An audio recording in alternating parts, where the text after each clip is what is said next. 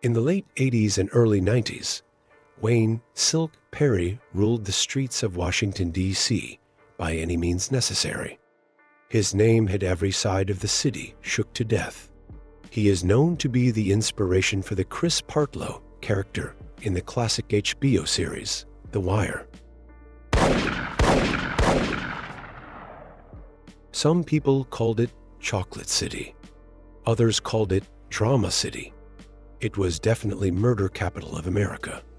This fucking place was hood, made up of project houses, dirty motels, and cockroach-infested apartment buildings. The southwest side of D.C. was birthplace to Silk, better known as Wayne Perry, the Chocolate City serial killer.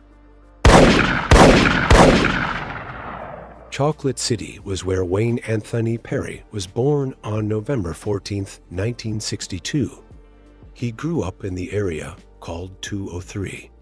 203 was one of the worst sections of Chocolate City, filled with drug dealers, murder, and prostitution.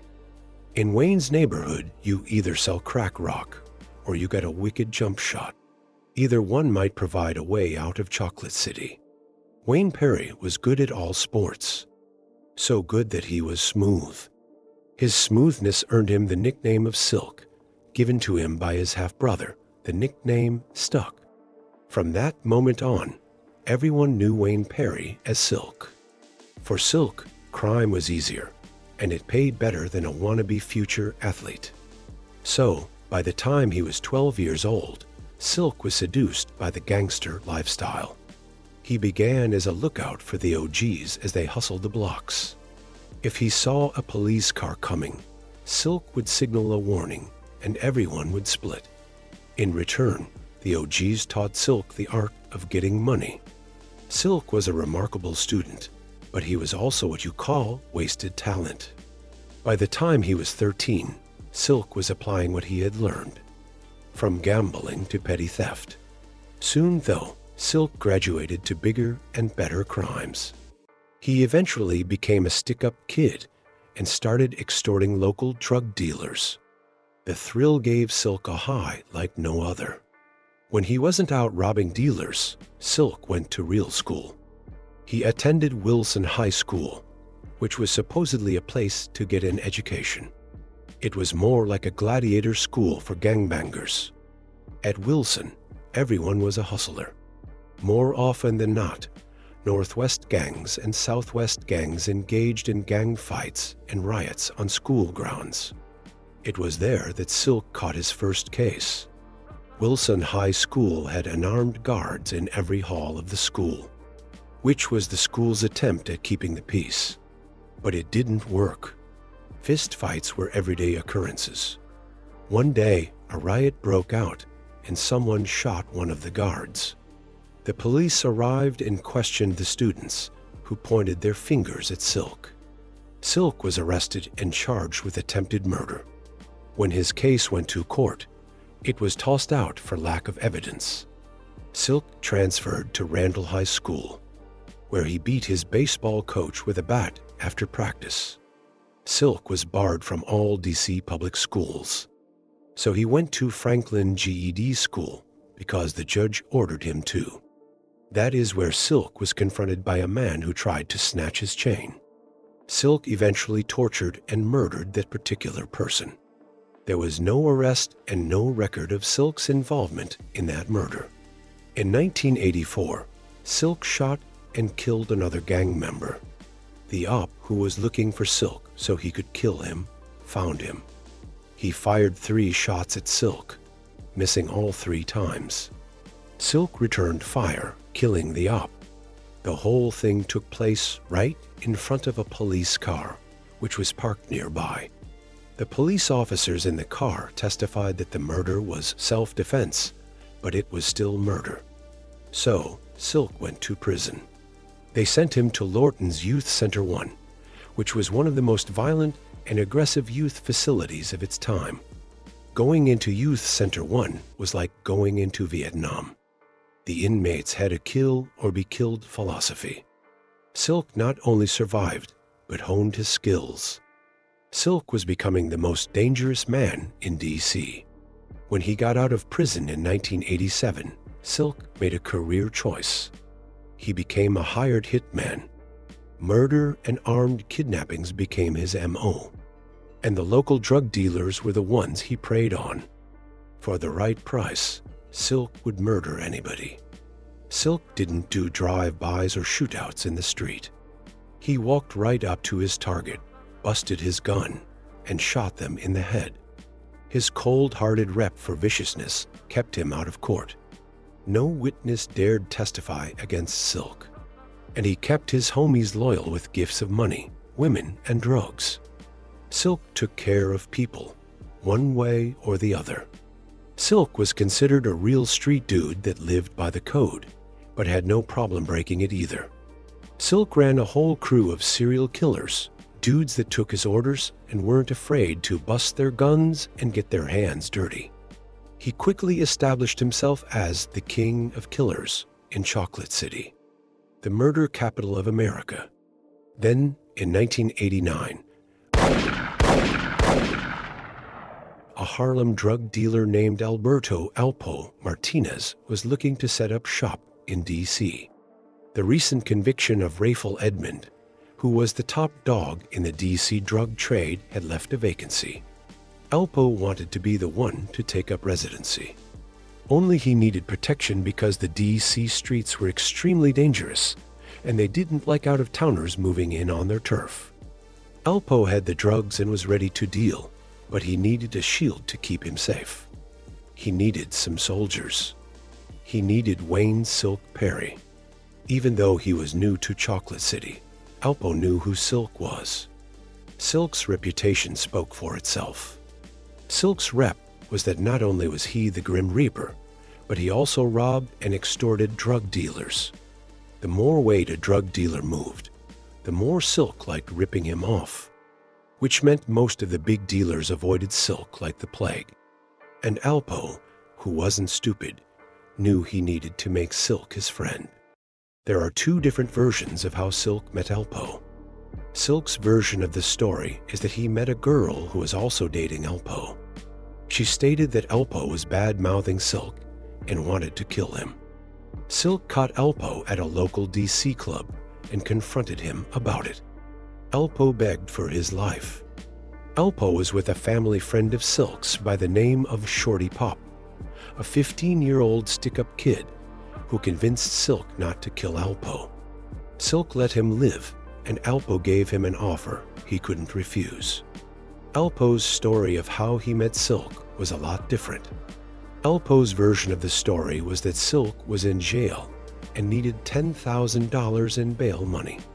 Alpo's little homie, Shorty Pop, who was mentored by Silk, suggested that Alpo put up the money and bail Silk out. Alpo saw an opening and took it. He bailed Silk out of jail. According to Alpo, Silk was so grateful he decided to pay Alpo back by handling security for Alpo's drug business. Whatever the truth was, Alpo and Silk hooked up. Silk supplied the muscle. Alpo provided the drugs. The Martinez organization was the name of the gang. They quickly established themselves as the team to be feared. Before long, Alpo was moving 30 kilos of coke per day. The money rolled in while the bodies hit the floor. Silk was killing people left and right. He and his crew of killers were taking care of business. The result was that Alpo had a ghetto pass. He could go anywhere, anytime, and not worry because no one in Chocolate City wanted to fuck with Silk. Everyone knew that if they fucked with Alpo, they fucked with Silk. Alpo was swimming in money, like Scrooge McDuck, living the high life. Cars, women, jewelry, and a penthouse apartment. And he took care of Silk and his crew. Silk rode around in a 560 Mercedes-Benz, wearing Versace clothing. Everyone was happy. Alpo was happy because he was getting rich and getting fat. Silk was happy because he got to do what he liked to do best: terrorize and kill. Then everything changed. The feds arrested Alpo on November 6, 1991. They hit him with the RICO, along with murder and conspiracy to commit murder. Then they tossed him into the D.C. jail, where a lot of Alpo's enemies were awaiting trial. Luckily for Alpo, Silk's rep kept him safe even in jail. Silk also put out the word that anyone who touched Alpo would not live to get out of jail. The feds turned up the heat on Alpo. They decided to ask for the death penalty. And if they didn't get it, they told Alpo they'd nail him with life in prison without parole. Alpo's defense attorney, who got $80,000 as a retainer fee, told him things didn't look good. He advised Alpo to make a deal. If Alpo gave the feds Silk, the feds would cut Alpo a deal. Silk was the real target. The feds wanted him bad, but because of his rep, no one would talk. Anyone foolish enough to snitch was as good as dead. So the feds put pressure on Alpo, hoping he would eventually break and snitch on Silk. Alpo decided to make a deal. Alpo told the feds that Silk had killed Garrett, Big Head Gary Terrell. It happened like this. Alpo and Terrell had been putting together a major drug deal involving $6 million worth of cocaine, 100 kilos of coke. Alpo would invest $1.5 million, while Terrell would invest the other $500,000. The other $4 million would be paid after they sold the coke. Only Terrell was setting Alpo up. Terrell planned to kill Alpo and walk off with Alpo's $1.5 million and all the coke. Easy money, except that Silk found out about the double cross before it happened. Silk killed Terrell, shot him 7 times in the head, then dumped his naked body in Rock Creek Park. Alpo also told the feds that Silk had murdered a woman named Evelyn Carter. Carter was a hooker who had been cooperating with a police investigation of Silk. The police were trying to connect Silk to the murder of a drug dealer named Michael Frey Salters, and Evelyn Carter could connect the dots. To make sure Carter couldn't testify, Silk killed her. He stabbed her in the face, then shot her 5 times. While Alpo was singing like a canary to the feds, Silk was arrested for selling an illegal substance. The police tossed Silk in county jail, where he awaited trial. While Silk was sitting in jail, the feds were putting together an airtight case against him. When Silk walked into court on December 4, 1992, he expected to plead guilty to 1 count of selling an illegal substance. He would receive a fine and a short sentence. It didn't go down like that. Instead, Silk was arrested by the Safe Streets Task Force and charged with the October 23, 1991, murder of Garrett, Big Head Gary Terrell. On December 5, 1992, the headline of the Washington Times read, "Suspected Hitman Arrested. In 91 Killing." The article identified Wayne Perry as the top hitman for the Martinez organization, a gang that operated in New York, Virginia, Maryland, and Washington, D.C. 4 months later, on March 6, 1993, the Washington Post reported that 3 men had been indicted as enforcers for the Martinez organization, which had killed 9 people in 2 years, from 1989 to 1991. According to a statement made by the U.S. Attorney, the 27-count indictment charged Wayne Perry, Tyrone Price, and Michael Jackson with the executions of 9 individuals as part of a coordinated campaign to protect and promote their drug organization. The indictment alleged that Wayne Perry took part in 8 of the 9 alleged homicides. Among the people Wayne Silk Perry allegedly killed were Michael Frey Salters, Evelyn Carter, and Yolanda Burley. Silk claimed he did not kill Frey. According to Silk, Alpo set the whole thing up to look like Silk was the murderer. Silk stated that, "Yes, I was after Frey," said Silk, "because he put a hit on me. He said he had to get me out of the way so he could extort Alpo. So I end up finding out about the hit on me, and I got at those in Frey's crew who took the hit and let him know that he was next. Alpo, of course, had already told the feds that Silk had murdered Frey. He also told the feds that Silk killed Evelyn Carter because she was shooting her mouth off about who killed Frey. So Silk took care of it.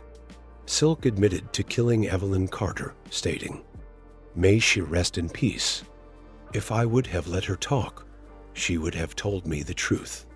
But I wouldn't have listened because I stand for loyalty, and my loyalty was with that dude. That was my man, but he was a snake." Silk is referring to Michael Anthony Jackson, a member of Silk's murderous crew, who was named in the indictment along with Silk. Silk stated that Jackson was the one who killed Frey for Alpo. After the murder, Jackson attended Frey's funeral, where he told everyone that Silk had killed Frey. Evelyn Carter was there too. She heard Jackson give up Silk for murder. So to cover himself for snitching and lying, Jackson told Silk that it was Carter who gave him up. So Silk killed her. The prosecution decided to ask for the death penalty.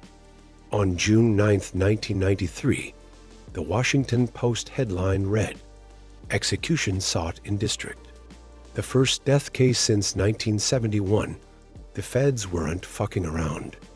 They were measuring Silk for a casket. Wayne Silk Perry was scheduled to go on trial for his life. But it never happened. There was no trial and no death penalty. Silk had cut a deal with the feds.